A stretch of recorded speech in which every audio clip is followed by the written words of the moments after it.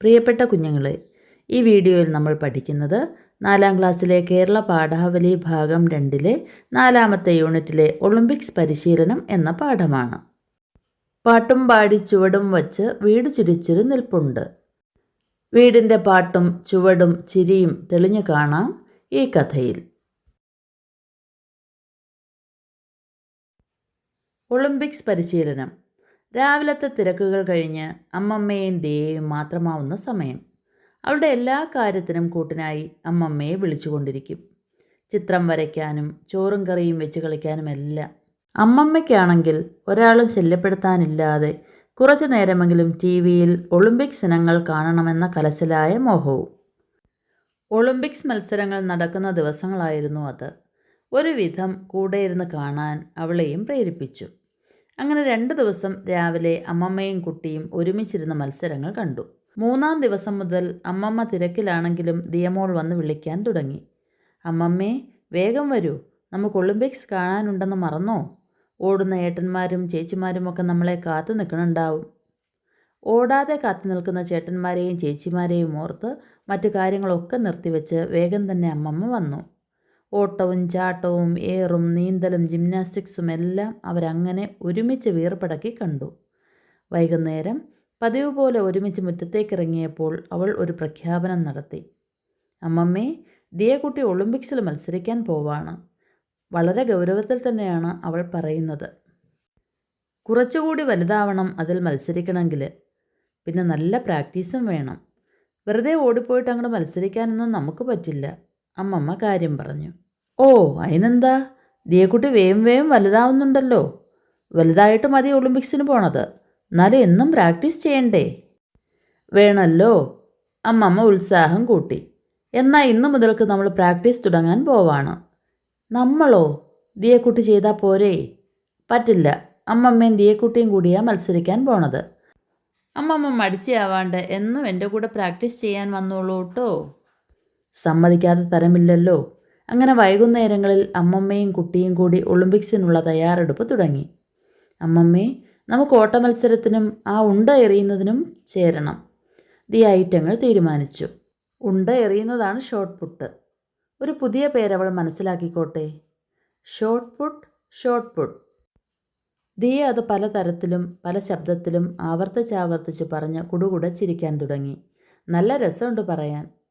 നീണ്ട മുറ്റത്ത് ഒരറ്റത്തു നിന്ന് ഗേറ്റ് വരെയും അവിടുന്ന് തിരിച്ചും ഓടണം. അതാണ് വ്യവസ്ഥ.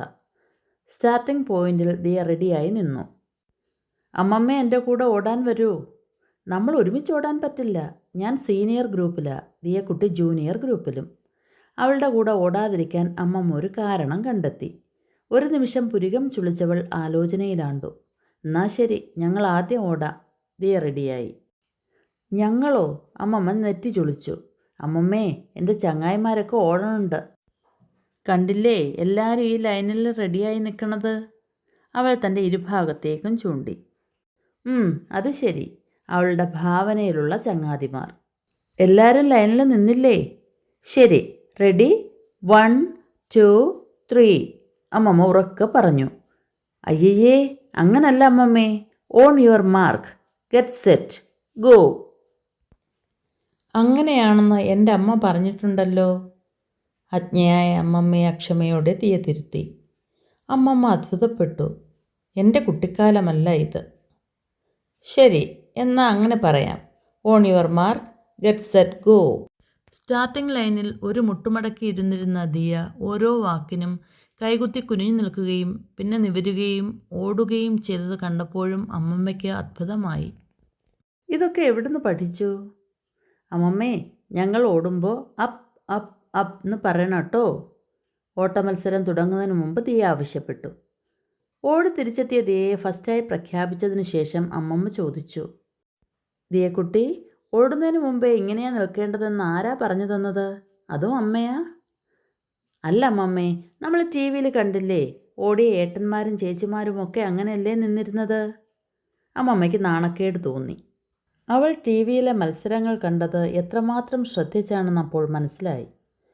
On your mark, get set, go എന്ന് പറയുമ്പോൾ വെടിപൊട്ടിക്കാൻ ഒരു തോക്കും കൂടി വേണ്ടിയിരുന്നു, ഇല്ലേ അമ്മമ്മേ? ഓ, അതിൻ്റെ ഒരു കുറവും കൂടി ഉണ്ടായിരുന്നു. ഒരു തോക്കിൻ്റെ, അമ്മമ്മ ഓർത്തു. ഇനി വലിയവരുടെ ഓട്ടാ, അമ്മമ്മയുടെ ഗ്രൂപ്പിൻ്റെ, ദിയ ഓർമ്മപ്പെടുത്തി. കുഴപ്പമായല്ലോ. സീനിയർ ഗ്രൂപ്പിൻ്റെ കാര്യം അമ്മമ്മ വളരെ സൗകര്യപൂർവ്വം മറന്നിരുന്നു. അമ്മമ്മ ഓടണോ? ദിയക്കുട്ടി ഓടിയത് പോരെ? അമ്മമ്മ കെഞ്ചി നോക്കി. പറ്റില്ല, ഈ അമ്മമ്മയ്ക്ക് എന്തൊരു മടിയാ. ഇങ്ങനെ ആയാൽ ദിയക്കുട്ടി മാത്രമേ ഒളിമ്പിക്സിന് പോകണ്ടാവുള്ളൂ. പ്രാക്ടീസ് ചെയ്യാൻ ഞാൻ അമ്മമ്മയെ കൊണ്ടുപോവില്ല. ദിയ വളരെ കണിശമായി പറഞ്ഞു. അങ്ങനെ അതിനൊരു തീരുമാനമായി. ഒളിമ്പിക്സിൽ പങ്കെടുക്കാതിരിക്കാൻ പറ്റില്ലല്ലോ. നന്നായി. വൈകുന്നേരത്തെ സ്ഥിരം നടത്തം ഓടിത്തീരട്ടെ. അമ്മമ്മേ, നമുക്ക് നീന്തൽ പ്രാക്ടീസ് ചെയ്യാൻ ഒരു കുളം വേണ്ടിയിരുന്നു. അതിനിപ്പോൾ കുറേ കാലം തന്നെ വേണ്ടി വരും. എൻ്റെ മോളെ, നീന്തൽ നമുക്ക് പിന്നത്തെ ഒളിമ്പിക്സിനാക്കാം. എന്നാൽ അതങ്ങനെ ആവട്ടെ. അവൾ സമ്മതം മൂളി. പക്ഷേ എന്തായാലും നീണ്ട 2 വടിയും ഓട്ടമത്സരം തുടങ്ങുമ്പോൾ വെടിപൊട്ടിക്കാൻ തോക്കും വേണമെന്ന് അമ്മച്ചനോട് പറയണം. അതിൽ കുറഞ്ഞ പ്രശ്നമേ ഇല്ല എന്ന മട്ടിൽ അവൾ നിന്നു. നീണ്ട വടി എന്തിനാ? ഓ എൻ്റെ അമ്മമ്മേ, ഓടി വന്ന് നീണ്ടൊരു വടിയും കുത്തിച്ചാടണ മത്സരം നമ്മൾ കണ്ടില്ലേ? അതിന് നീണ്ട വടി വേണ്ടേ? 2 എന്തിനാ? ഒരു വടി കുത്തിയല്ലേ അവർ ചാടണത്. ഒന്നെനിക്കും ഒന്നമ്മമ്മയ്ക്കും. ദിയയ്ക്ക് സംശയമേ ഉണ്ടായിരുന്നില്ല. അമ്മമ്മ ശരിക്കും ഞെട്ടിപ്പോയി. 2 ആളും കൂടി പോൾ വാൾട്ട് പരിശീലിക്കുന്നത് മനസ്സിൽ കണ്ട് അമ്മമ്മ അങ്ങനെ തരിച്ചു നിന്നു. എം ഗീതാഞ്ജലിയുടെ ദിയമോളും അമ്മമ്മയും എന്ന കൃതിയിൽ നിന്നെടുത്ത പാഠഭാഗം. പഠന പ്രവർത്തനങ്ങൾ നോക്കാം. കഥയിലെ അമ്മമ്മയെ നിങ്ങൾക്കിഷ്ടമായോ? എന്തുകൊണ്ട്? കഥയിലെ അമ്മമ്മയെ എനിക്കിഷ്ടമായി. കുഞ്ഞിൻ്റെ ഓരോ ആവശ്യത്തിനും അമ്മമ്മ കൂടെ നിൽക്കുന്നു. കഥ വായിച്ചപ്പോൾ എൻ്റെ അമ്മമ്മയാണ് എനിക്ക് ഓർമ്മ വന്നത്. അടുത്ത പ്രവർത്തനം നോക്കാം. സ്നേഹം ലഭിക്കുക എന്നത് കുട്ടികളുടെ അവകാശമാണ്. പാഠപുസ്തകത്തിൻ്റെ അവസാന പേജിൽ കൊടുത്തിട്ടുള്ള കുട്ടികളുടെ അവകാശങ്ങൾ ശ്രദ്ധയോടെ വായിക്കൂ. ഈ കഥയിലെ വീട്ടിൽ കുട്ടിയുടെ എന്തെല്ലാം അവകാശങ്ങളാണ് അംഗീകരിക്കപ്പെടുന്നത്? ഈ കഥയിലെ കുട്ടിക്ക് സംസാരിക്കുന്നതിനും ആശയങ്ങൾ പ്രകടിപ്പിക്കുന്നതിനുമുള്ള സ്വാതന്ത്ര്യമുണ്ട്. തൻ്റെ ചിന്തകളെ പ്രകടിപ്പിക്കാനും പരിപോഷിപ്പിക്കാനുമുള്ള പിന്തുണ വീട്ടിൽ നിന്നും ലഭിക്കുന്നു.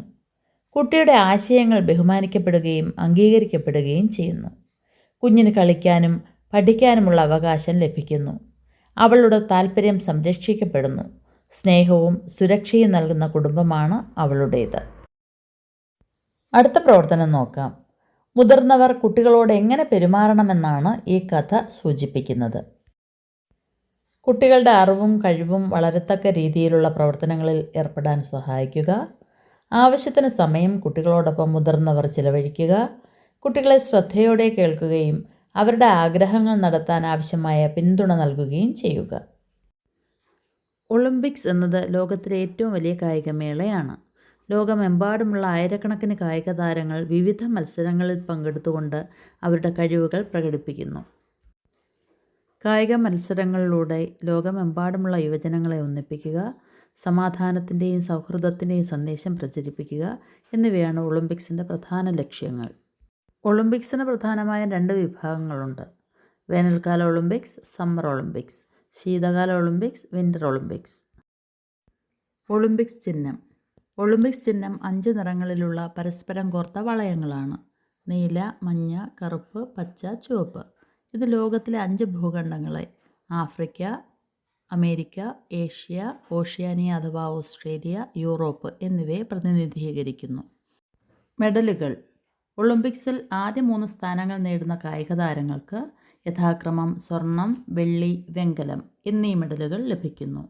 2024 ഫ്രാൻസിലെ പാരീസിൽ വച്ചാണ് ഒടുവിൽ വേനൽക്കാല ഒളിമ്പിക്സ് നടന്നത്. അടുത്തത് അമേരിക്കയിലെ ലോസ് ആഞ്ചൽസിൽ വെച്ച് 2028 നടക്കും. പദപരിചയം. ശല്യം, അലട്ടൽ. മോഹം, ആഗ്രഹം. പ്രേരിപ്പിച്ചു, ഉത്സാഹിപ്പിച്ചു. വീർപ്പടക്കി, ശ്വാസമടക്കി. പ്രഖ്യാപനം, അറിയിപ്പ്. പ്രാക്ടീസ്, പരിശീലനം. കണിശം, കട്ടായം. വ്യവസ്ഥ, ചട്ടം. ഭാവന, സങ്കല്പം.